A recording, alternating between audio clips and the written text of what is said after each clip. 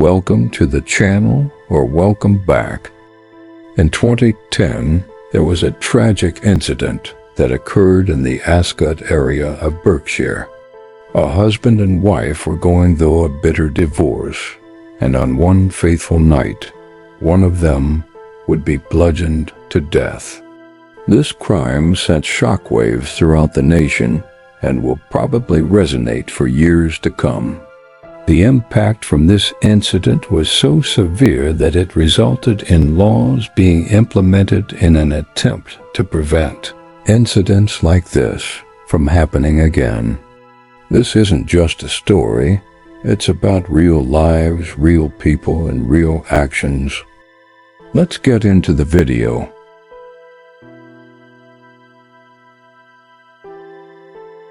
Halloween, 4 p.m.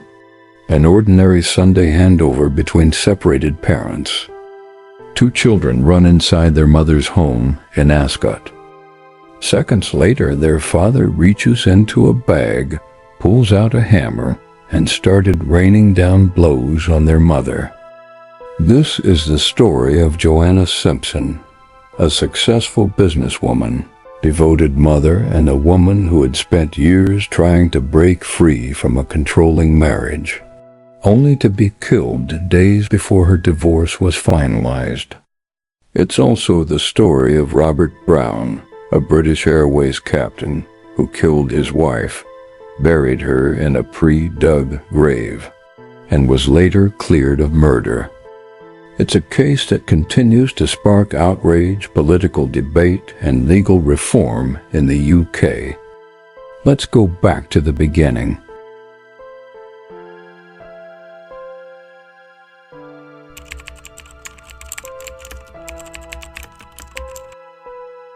Before she became a headline, Joanna Simpson was known by those who love her for her warmth, independence, and drive. She was raised on the Isle of Man in a close-knit family. Bright and ambitious, she studied at Bath University before building a successful 5-star bed and breakfast business in Ascot. Friends described her as intelligent, generous, and hands-on, especially as a mother. When her children were born in 1999 and in 2001, Joanna made a decision that defined her life. She stepped back from her successful career as a business owner to focus entirely on her life as a devoted wife and mother. Her mother later said Joanna wanted to be a totally hands-on mom. Her children were her world, and she did everything she could to give them the best childhood and upbringing. However, in stark contrast, her life as a wife was very different from that as a mother. Behind the scenes, her marriage was in fractures and falling apart.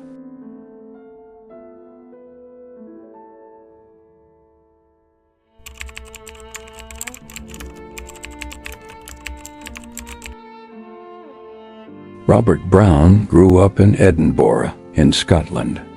His father spent most of his life working in shipyards. His mother worked at the Bank of Scotland. He was always very disciplined and highly competitive. In his youth, he was a UK trail running champion on 3 separate occasions. His true ambition was in the air. He had one lifelong dream: to fly. Eventually, he achieved that dream, becoming a British Airways captain, a position of trust, status, authority. In court later, that image would matter. Brown first met Joanna in 1998.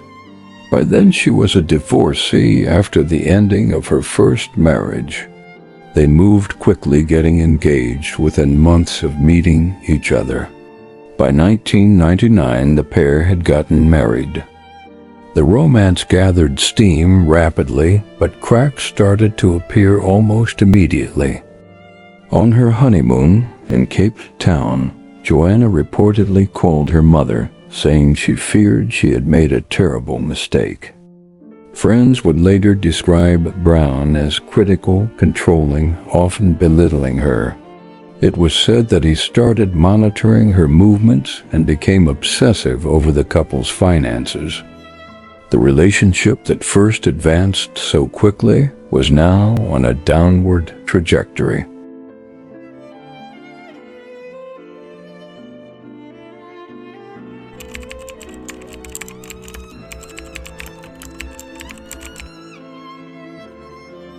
By 2007, the marriage had collapsed beyond any possibility of reconciliation. Brown accused Simpson of having an affair, which prompted her to go see her solicitors. Joanna applied to the courts for a non-molestation injunction. She described living a life surrounded by intimidation and fear. On one occasion, Brown allegedly held a large carving knife to her chest. His control deepened to the point he bought surveillance equipment, a tracking device for her car. He monitored Simpson's movements when he was away on flights, using the burglar alarm to check what time she got home or went to bed. As part of the divorce, Brown supplied a list of credit card transactions that revealed the purchase of spy equipment. When Simpson's solicitors asked what this was for, Brown admitted he had done.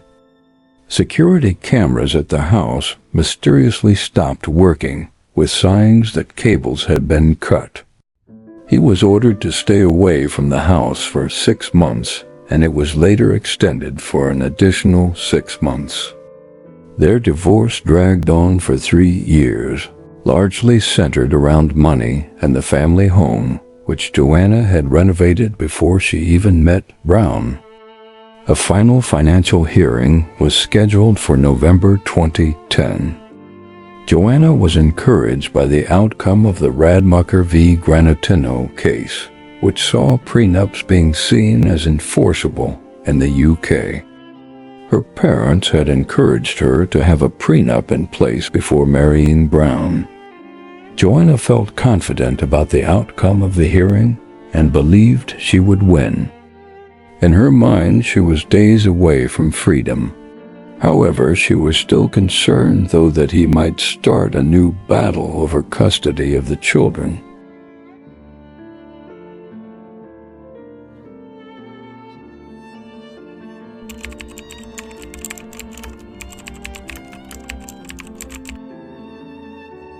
October 31st, 2010, 4 p.m.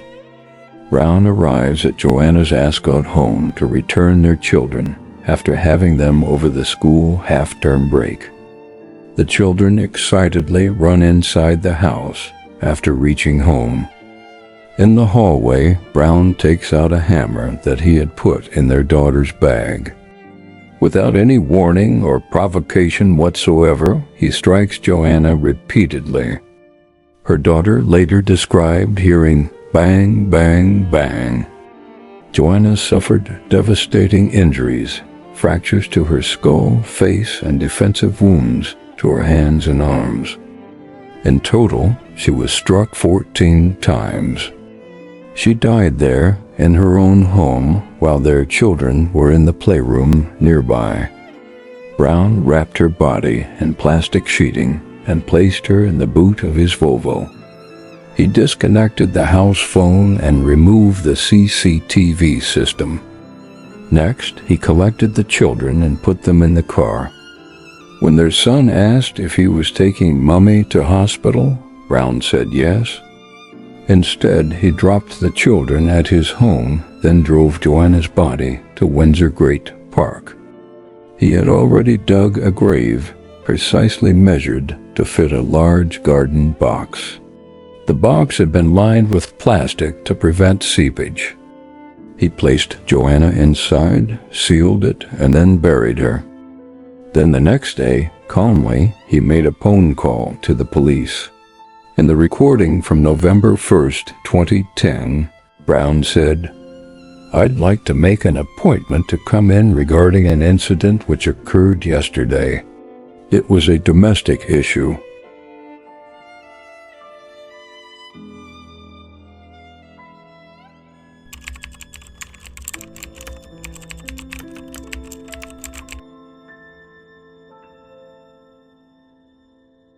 detectives quickly became suspicious of Brown.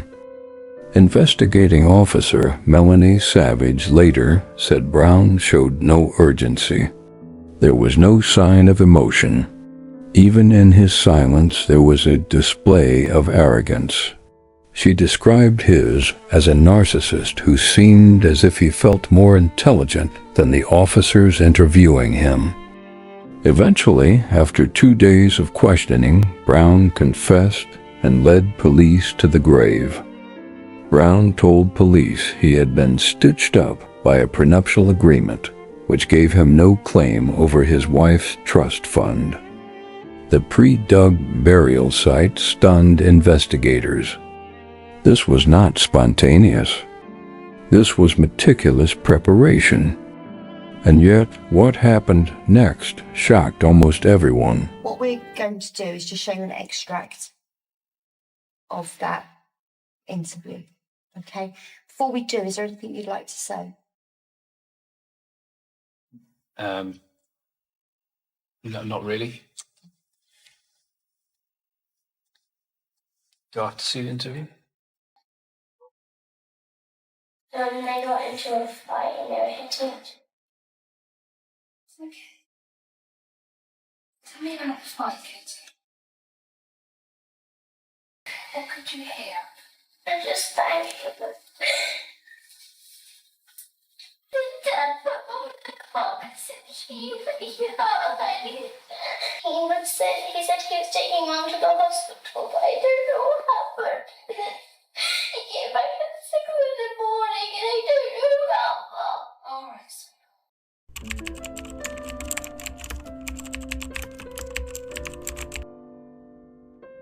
In May of 2011, Brown eventually stood trial at Reading Crown Court. The prosecution laid out their case seeking a conviction for murder. On the opposing side, the defense introduced a partial defense, diminished responsibility. A psychiatrist for Brown's defense testified he was suffering from adjustment disorder, a stress reaction linked to the pressures of divorce and personal turmoil. Another psychiatrist supplied by the prosecution disagreed, saying such a disorder is mild and rarely associated with violence. The jury had the complex task of having to decide which of the experts' opinions to believe. The bulk of the case focused on Brown's mental state. A friend of Joanna's, Hetty Barkworth-Nanton, said she asked prosecution to include specific elements of the case, but her advice wasn't taken. After just 10 days, the jury came back with a not guilty for the charge of murder. Brown had already admitted manslaughter on grounds of diminished responsibility, so this became the basis of his conviction. The courtroom was stunned at the outcome. Even the sentencing judge expressed doubts, noting the disorder appeared to disappear almost immediately after killing your wife. Brown was sentenced to 24 years for manslaughter, plus 2 years for obstructing a coroner. A determinate sentence, meaning automatic release at the halfway point.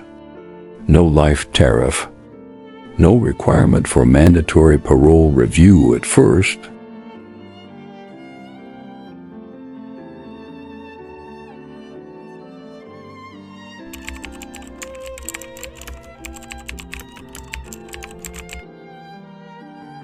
Joanna's children were 9 and 10 at the time their mother passed away.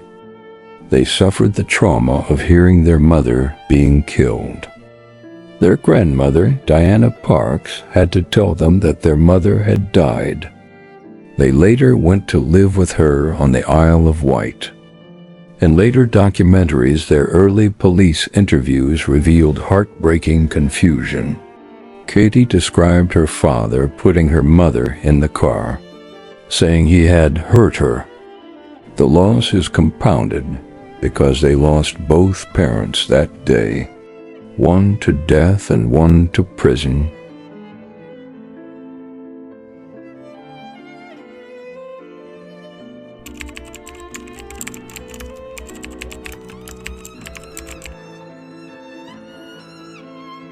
Because Brown was convicted of manslaughter, not murder, he was due for automatic release in November 2023 after serving 13 years. That sparked national outrage. It felt almost as if he got away with his crime. Joanna's family, led by her mother Diana Parks and close friend Hetty Barkworth Nathan, launched a campaign to block his release. They argued he remained a danger and is not fit for release. The campaign gained support from politicians and public figures including Carrie Johnson, the wife of former Prime Minister Boris Johnson, and Labour MP Jess Phillips. In October 2023, Justice Secretary Alex Chalk intervened, using new powers under the Police, Crime, Sentencing and Courts Act 2022 to block Brown's automatic release and refer the case to the parole board. It was a rare move, and it highlighted a wider issue.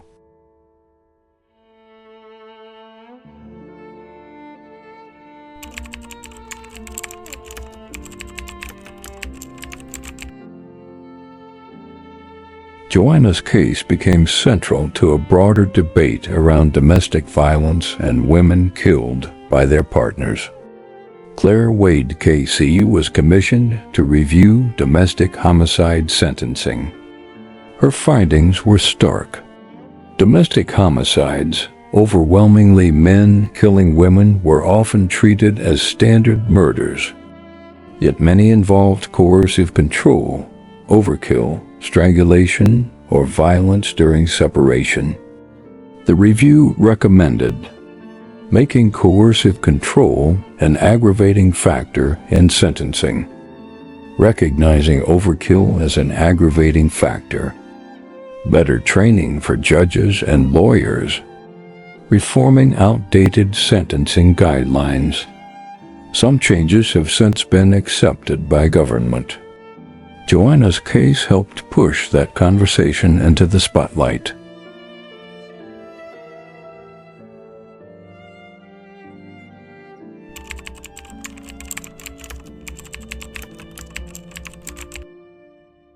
Today, the Joanna Simpson Foundation works to support victims of domestic abuse and children affected by homicide.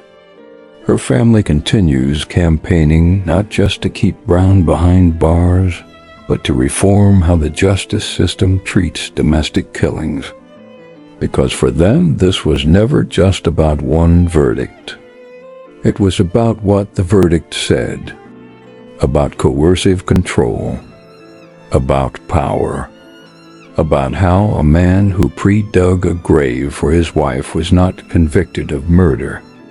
Joanna Simpson was more than a headline. She was a mother, a daughter, a friend. Her children grew up without her, and her case forced the country to ask difficult questions about justice, domestic abuse, and whether the law truly understands coercive control. I'm grateful, Mr. Speaker. The Secretary of State is declining to take the power to refer to the High Court unduly lenient parole board decisions in cases of manslaughter like that of Robert Brown, who killed my constituent's best friend, because the best friend of my constituent, Hattie Barkworth Nanton. Will the Minister meet with me to discuss this decision and explore how we can ensure that the Secretary of State does have all the powers necessary to ensure that violent killers like Brown are not released early in future? If you found this breakdown valuable, consider subscribing for more detailed, respectful, true crime documentaries. Let me know your thoughts in the comments, especially on the sentencing aspect of this case. And as always, thank you for watching.